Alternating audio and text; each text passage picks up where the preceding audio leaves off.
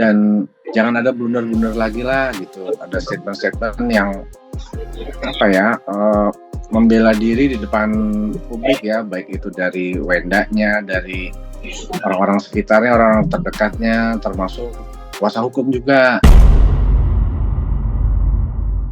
Konflik antara Ruben Onsu dan Sarwenda kini memasuki babak yang semakin panas dan sulit diprediksi.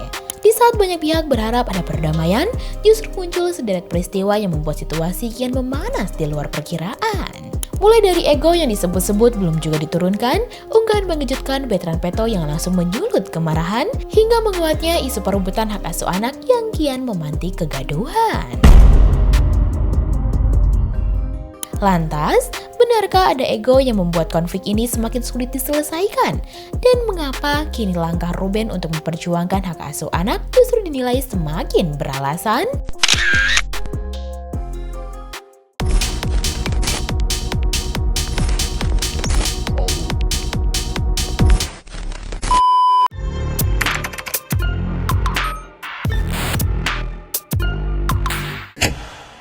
Di tengah polemik antara Ruben Onsu dan Sarwenda yang tak kunjung mereda, banyak pihak bertanya-tanya mengapa persoalan ini justru semakin melebar dan terus menghadirkan kontroversi baru.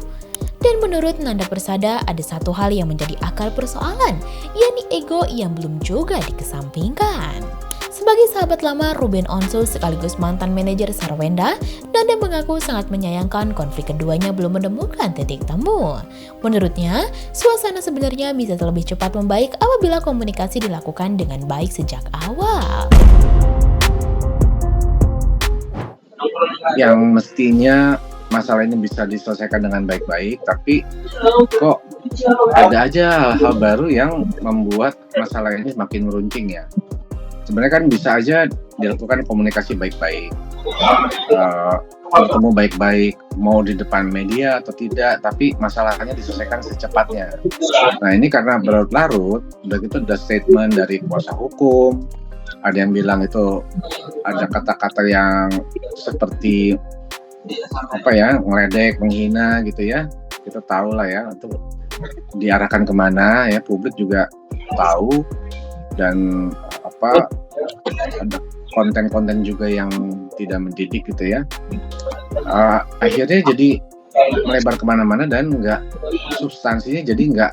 Nada menilai permintaan maaf yang sempat disampaikan Sarwenda belum benar-benar menyentuh inti persoalan. Alih-alih meredakan keadaan, permintaan maaf tersebut justru memunculkan kontroversi baru dan membuat publik semakin ikut terbawa emosi. Menyayangkan sih dengan situasi konflik antara Wenda dan Ruben ini belum mencapai titik temu yang sesuai, karena mungkin berawal dari bentuk permintaan maaf Wenda yang kurang to the point langsung kepada pihaknya Ruben. Jadi sehingga banyak pihak yang menyayangkan ya gitu, bahwa permintaannya maafnya dirasa kurang tulus, juga tidak membuat suasana jadi lebih baik gitu. Malah banyak kontroversi yang lain berikutnya gitu, seperti soal ulang tahun anaknya yang Ruben nggak bisa hadir, sehingga membuat publik juga akhirnya gemes kan gitu akhirnya gitu. Belum lagi muncul berbagai pernyataan dan konten yang dinilai memperpanjang polemik. Menurut Nanda, kondisi ini akhirnya membuat fokus persoalan melebar kemana-mana dan semakin sulit dikendalikan. Ia pun mengingatkan bahwa sebagai publik figur, setiap tindakan akan selalu mendapat perhatian publik. Ketika sikap, etika, dan kepatutan dipertanyakan, maka dampaknya bukan hanya terhadap citra pribadi, tetapi juga bisa mempengaruhi pekerjaan, bisnis, hingga nama baik seseorang. Konsekuensi ya, karena apa yang diperbuat itulah yang akan diterima. Makanya aku kan mengingatkan soal pentingnya attitude dari seorang artis, public figure. Ya inilah dampaknya gitu. Ketika banyak hal-hal yang dicontohkan, diperbuat oleh artis atau public figure itu tidak sesuai dengan etika, kepatasan, susila, itu pasti ada dampaknya, itu konsekuensi ya sebagai artis. Jadi memang akhirnya kan dampaknya jadi kemana-mana, seperti ke pengaruh ke pekerjaannya, ke bisnisnya, image-nya, nama baik dan lain-lain. Dan juga ini aku ngeliat kayak sepertinya aku nggak ngerti ya kenapa Wenda kan banyak dikelilingi oleh tim ya, ada tim dari keluarganya juga, ada pasti dari tim yang bisnisnya juga ya. Apalagi dia punya pasangan katanya CEO kan, yang mestinya ngerti secara bisnis itu pentingnya branding untuk nama baik, sehingga bisa akan lebih baik lagi kalau disikapi dengan bijak. Karena itu, Nanda berharap semua pihak mau menurunkan ego dan berhenti saling menyerang melalui media sosial maupun media. Baginya, dalam persoalan ini tidak boleh ada pihak yang merasa menang ataupun kalah. Harus menurunkan ego, nggak boleh menang-menangan gitu, nggak boleh kalah dan menang di sini. Yang dimenangkan harus anak-anak kalau memang sayang sama anak-anak. Ya, menurut aku sih mestinya dilakukan dari kemarin-kemarin ya mestinya ya. Karena sebelum masalah ini makin besar, ya memang harus segera dicari solusinya, jalan keluarnya. Dan jangan ada blunder-blunder lagi lah gitu. Ada statement-statement yang membela diri di depan publik ya, baik itu dari Wendanya, dari orang-orang sekitarnya, orang terdekatnya, termasuk kuasa hukum juga. Jadi harus benar-benar substantif dan bikin suasana lebih adem lah, lebih tenang lah gitu. Namun di tengah harapannya agar ego menurun demi mencari solusi, Nanda justru kembali dibuat terkejut oleh perkembangan terbaru. Kali ini, sorotan tertuju pada unggahan Betran Peto alias Onyo yang langsung memicu spekulasi.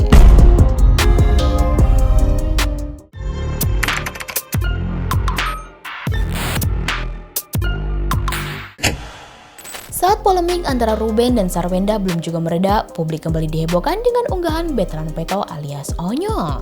Isi unggahan itu rupanya mengungkap adanya tekanan psikis hingga dugaan perlakuan fisik yang dialaminya.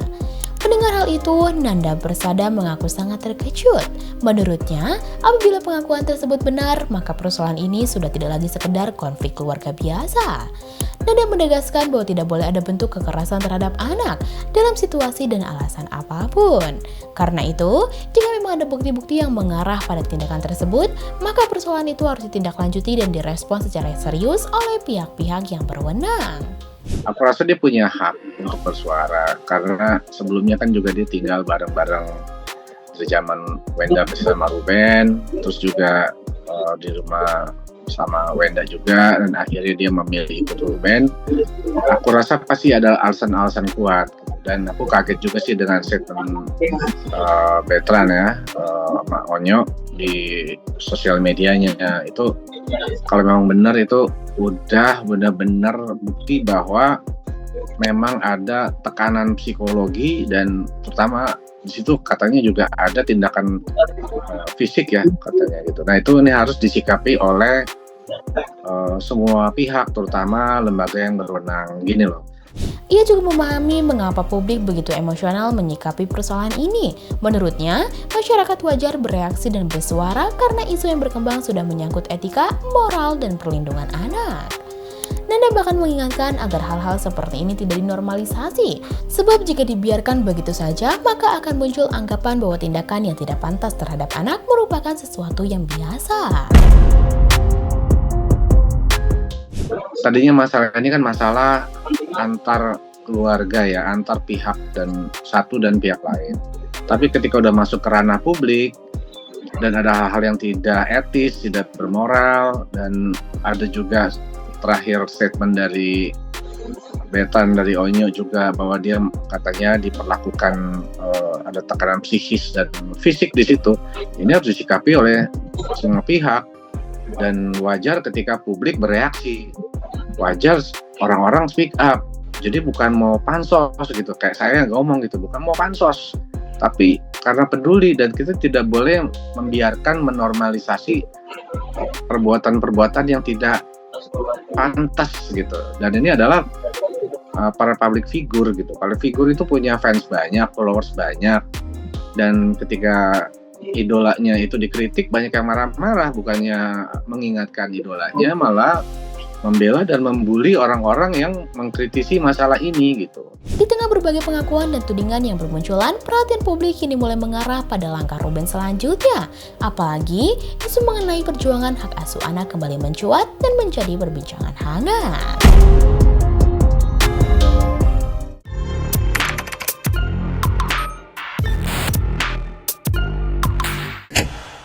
Di tengah polemik yang terus berkembang, langkah Ruben Onsu untuk memperjuangkan hak asuh anak kembali menjadi sorotan. Banyak pihak yang bertanya-tanya, apakah keputusan tersebut merupakan langkah yang tepat di tengah situasi yang sedang terjadi? Menurut Nanda, keputusan Ruben untuk memperjuangkan hak asuh anak adalah sesuatu yang wajar. Terlebih, Ruben sendiri pernah mengungkap bahwa dirinya mengalami kesulitan untuk bertemu dengan anak-anak. Menurut aku sih sudah tepat ya Ruben untuk memperjuangkan hak asuh anak.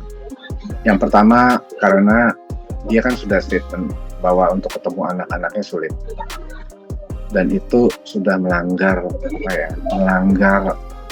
apapun ya, entah itu hukum, entah itu moral, etika, ajaran manapun ya, tidak akan membenarkan hal-hal seperti itu. Dan itu hak seorang bapak ingin ketemu sama anak-anaknya, dipermudah untuk bertemu.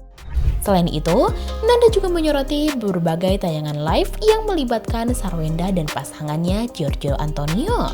Menurutnya, ada beberapa hal yang tidak pantas dipertontonkan di ruang publik, apalagi jika kemudian dapat mengaruhi pandangan dan kondisi psikologis anak-anak. Melihat banyaknya tayangan-tayangan dalam live jualannya Wenda beserta pasangannya, kita bisa lihat sendiri ya, itu ada hal-hal yang tidak pantas ya. Artinya gitu loh, dalam konteks konten orang dewasa di mana ada potongan-potongan, kita lihatlah video dan omongan-omongan, obrolan, dan ada juga ada gestur-gestur yang tidak pantas dilakukan ya. So, aku rasa udah pantas Ruben untuk memperjuangkan hak asuh anak. Di sisi lain, Nanda mengungkapkan bahwa Ruben sebenarnya sudah lelah dengan polemik yang terus berkembang. Dalam berbagai komunikasi mereka, Ruben hanya mengucapkan terima kasih atas dukungan yang diberikan dan berharap masalah ini bisa segera diselesaikan. Namun Igenars, meski mendukung langkah Ruben memperjuangkan hak asuh anak, Nanda tetap menegaskan bahwa hak Sarwenda sebagai ibu tidak boleh dihilangkan. Tapi ketika Ruben sudah memperoleh hak asuh anak, Wenda juga mempunyai hak untuk menengok anak-anaknya. Jadi sama rata lah, biar adil gitu. Cuman tolong diperbaiki sikapnya, perbuatannya, untuk apa? Untuk kepentingan anak-anak depan. Di tengah polemik yang terus bergulir dan belum menunjukkan tanda-tanda akan segera berakhir, pernyataan Nanda Persada seolah menjadi pengingat bagi semua pihak. Sebab dibalik berbagai pernyataan yang beredar, unggahan di media sosial, hingga perdebatan yang terus menjadi konsumsi publik, ada anak-anak yang harus menghadapi semua jejak digital dari persoalan ini. Lantas, bagaimana menurut kamu Igenars? Akankah Ruben dan Sarwenda akhirnya menemukan titik damai demi anak-anak mereka? Coba tulis pendapat kamu di kolom komentar ya. Jangan lupa subscribe, like, dan share video ini supaya makin banyak yang tahu sisi lain dari berita yang viral. Sampai jumpa di Kupas Tuntas berita hiburan selanjutnya bersama Igini.